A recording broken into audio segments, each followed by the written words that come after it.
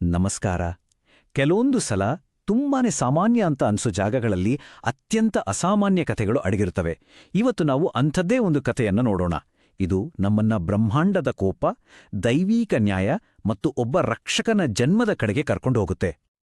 ನೋಡಿ, ನಮ್ಮ ಕಥೆ ಶುರುವಾಗೋದೇ ಇಲ್ಲಿಂದ. ಮುಚಖಂಡಿ. ನಕ್ಷೆಯಲ್ಲಿ ನೋಡಿದ್ರೆ ಇದು ಬಾಗಲಕೋಟೆ ಜಿಲ್ಲೆಯಲ್ಲಿರೋ ಒಂದು ಸಣ್ಣ, ತುಂಬಾನೇ ಸಾಮಾನ್ಯ ಹಳ್ಳಿಯಾಗೆ ಕಾಣಿಸುತ್ತೆ. 2011ರ ಜನಗಣತಿ ಪ್ರಕಾರ ಇಲ್ಲಿರೋ ಅಂಕಿಅಂಶಗಳನ್ನು ನೋಡಿದ್ರೆ ಇದೊಂದು ವಿಶಿಷ್ಟವಾದ ಭಾರತೀಯ ಹಳ್ಳಿ ಅನ್ಸುತ್ತೆ.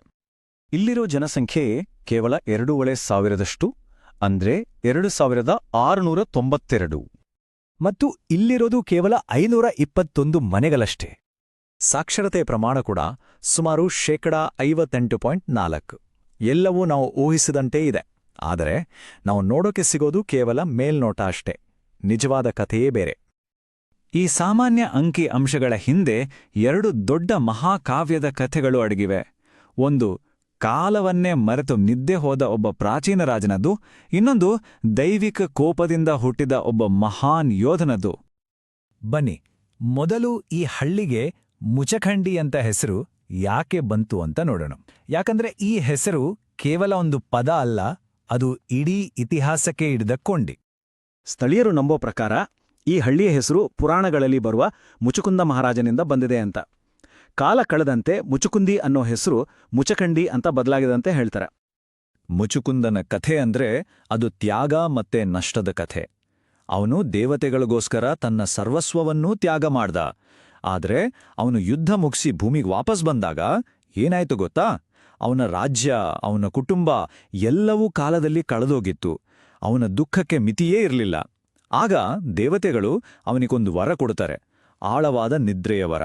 ಆದರೆ ಆ ನಿದ್ರೆಯನ್ನ ಯಾರು ಭಂಗ ಮಾಡ್ತಾರೋ ಅವರಿಗೆ ಸಾವು ನಿಶ್ಚಿತವಾಗಿತ್ತು. ರಾಜ ಮುಚುಕುಂದನ ಕಥೆ ಈ ಊರಿನ ಹೆಸರಿನ ಮೂಲವನ್ನ ವಿವರಿಸುತ್ತೆ ಅಷ್ಟೇ. ಆದರೆ ಈ ಹಳ್ಳಿಯನ್ನ ಕಾಪಾಡೋ ಶಕ್ತಿ, ಅದರ ಪಾಲಕ ದೇವದ ಕಥೆ ಬೇರೆ ಇದೆ, ಮತ್ತು ಅದು ಇದಕ್ಕಿಂತ ಇನ್ನೂ ರೋಚಕವಾಗಿದೆ. ಹೌದು, ಈ ಕಥೆಯ 2ನೇ ಭಾಗ. ಇದು ಶಿವನ ಅಪಾರ ಕೋಪದಿಂದ ಹುಟ್ಟಿದ ಒಬ್ಬ ದೈವಿಕ ಯೋಧನ ಕಥೆ. ಕಥೆ ಶುರುವಾಗೋದು ದಕ್ಷ ಪ್ರಜಾಪತಿಯಿಂದ. ಯೋಚನೆ ಮಾಡಿ, ಅವನು ಒಂದು ದೊಡ್ಡ ಯಜ್ಞ ಮಾಡ್ತಾನೆ. ಆದರೆ ತನ್ನ ಮಗಳು ಸತಿ ಮತ್ತು ಅಳಿಯ ಶಿವನನ್ನೇ ಕರೆಯೋದಿಲ್ಲ.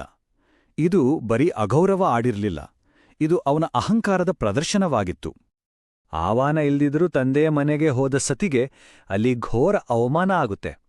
ತನ್ನ ಪತಿಗೆ ಆದ ಅವಮಾನವನ್ನ ಸಹಿಸೋಕಾಗದೆ ಅವಳು ಯಜ್ಞಕುಂಡಕ್ಕೆ ಹಾರಿ ತನ್ನ ಪ್ರಾಣವನ್ನೇ ಕೊಟ್ಟುಬಿಡ್ತಾಳೆ.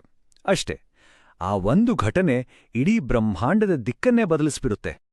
ಸತಿಯ ಸಾವಿನ ಸುದ್ದಿ ಶಿವನಿಗೆ ತಲುಪಿದಾಗ ಅವನ ಕೋಪಕ್ಕೆ, ದುಃಖಕ್ಕೆ ಮಿತಿನೇ ಇರಲಿಲ್ಲ. ಆ ಕೋಪದಲ್ಲಿ ತನ್ನ ಜಡೆಯಿಂದ ಒಂದು ಕೂದಲನ್ನ ಕಿತ್ತು ನೆಲಕ್ಕೆ ಬಡಿತಾನೆ. ಆಗಲೇ ಅದರಿಂದ ಸಾವಿರಾರು ಕೈಗಳಿರೋ ಕರಾಳ ರೂಪದ ಮಹಾನ್ ಯೋಧನೊಬ್ಬ ಹುಟ್ಟುಬರ್ತಾನೆ. ಅವನೇ ವೀರಭದ್ರ. ವೀರಭದ್ರನ ರೂಪ ಅಂದ್ರೆ ಅದು ಸಾಮಾನ್ಯ ರೂಪ ಅಲ್ಲ, ಅದು ಶಿವನ ಕೋಪದ ಪ್ರತಿರೂಪ. ಅವನ ಪ್ರತಿಯೊಂದು ಅಂಗವೂ ವಿನಾಶದ ಸಂಕೇತ. ಅವನ ಒಂದೇ ಒಂದು ಗುರಿ, ದಕ್ಷಿಣ ಯಜ್ಞವನ್ನ ಹಾಳುಮಾಡಿ ಅವನ ಅಹಂಕಾರಕ್ಕೆ ತಕ್ಕ ಪಾಠ ಕಲಿಸೋದು. ಸರಿ, ಇಡೀ ಬ್ರಹ್ಮಾಂಡದ ನ್ಯಾಯಕ್ಕಾಗಿ ಹುಟ್ಟಿದ ಈ ಉಗ್ರ ದೇವತೆ ಈ ಪುಟ್ಟ ಹಳ್ಳಿ ಮುಚ್ಕಂಡಿಯ ರಕ್ಷಕ ಆಗಿದ್ದು ಹೇಗೆ? ಇಲ್ಲೇ ನೋಡಿ, ಪುರಾಣ ಮತ್ತೆ ಸ್ಥಳೀಯ ನಂಬಿಕೆಗಳು ಒಂದಾಗೋದು. ಸ್ಥಳೀಯರ ಪ್ರಕಾರ ಏನಾಯ್ತು ಅಂದ್ರೆ, ಕಾಲ ಕಳೆದಂತೆ ವೀರಭದ್ರ ಈ ಊರಿನ ಕ್ಷೇತ್ರಪಾಲಕ ಆದ, ಅಂದ್ರೆ ಆ ಜಾಗದ ರಕ್ಷಕ. ಬ್ರಹ್ಮಾಂಡದ ಮಟ್ಟದಲ್ಲಿ ಅಧರ್ಮವನ್ನ ನಾಶ ಮಾಡಿದವನು ಇಲ್ಲಿ ಸ್ಥಳೀಯ ಮಟ್ಟದಲ್ಲಿ ಜನರ ಕಷ್ಟಗಳನ್ನ ದೂರ ಮಾಡಿ ಅವರನ್ನ ಕಾಪಾಡೋ ದೈವವಾದ. ಮುಚ್ಖಂಡಿಯಲ್ಲಿ ನಾವು ನೋಡುವ ಈ ವೀರಭದ್ರನ ಆರಾಧನೆ ಇದೆಯಲ್ಲ, ಇದು ಕೇವಲ ಈ ಊರಿಗೆ ಸೀಮಿತ ಅಲ್ಲ.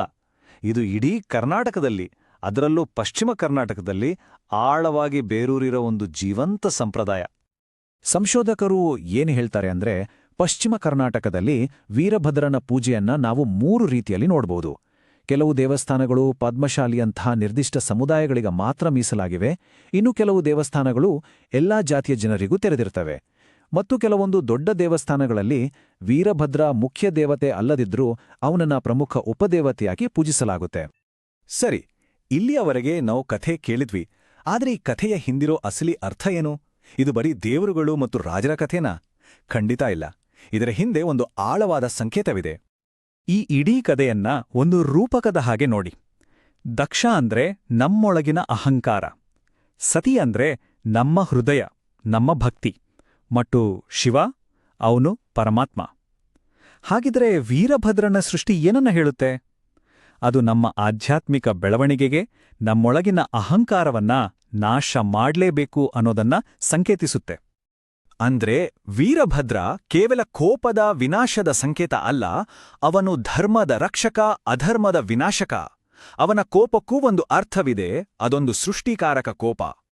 ಹೀಗೆ ಮುಚಖಂಡಿ ಅನ್ನೋ ಆ ಪುಟ್ಟ ಹಳ್ಳಿ ತನ್ನ ಹೆಸರಿನಲ್ಲಿ ಒಬ್ಬ ರಾಜನ ನಿದ್ರೆಯ ಕಥೆಯನ್ನ, ತನ್ನ ದೈವದಲ್ಲಿ ಇಡೀ ಬ್ರಹ್ಮಾಂಡದ ಕೋಪದ ಕಥೆಯನ್ನ ಇಟ್ಕೊಂಡಿದೆ. ಇವು ಬರೀ ಕಥೆಗಳಲ್ಲ, ಆ ಊರಿನ ಆ ಜನರ ಜೀವಂತ ಆತ್ಮ. ಇದೆಲ್ಲ ನಮಗೆ ಒಂದು ಪ್ರಶ್ನೆ ಕೇಳುತ್ತೆ. ನಾವು ಪ್ರತಿದಿನ ನೋಡೋ ಕೇಳೋ ನಮ್ಮ ಊರುಗಳ ಹೆಸರುಗಳ ಹಿಂದೆ ಮುಚ್ಖಂಡಿಯ ಕತೆ ಹಾಗೆ ಇನ್ನು ಎಷ್ಟೆಲ್ಲ ಮಹಾಕಾವ್ಯಗಳು, ಎಂತೆಂಥ ರಹಸ್ಯಗಳು ಅಡಗಿರಬಹುದು ಅಲ್ವಾ? ಸರಿ, ಈ ವಿವರಣೆಯನ್ನ ಇಲ್ಲಿಗೆ ಮುಗಿಸೋಣ. ಆ ಪರಮಶಕ್ತಿಗೆ ನಮಸ್ಸಿಸುತ್ತಾ ಮುಂದಿನ ಬಾರಿ ಮತ್ತೊಂದು ಇಂತಹದ್ದೇ ಆಳವಾದ ಕಥೆಯೊಂದಿಗೆ ಸಿಗೋಣ.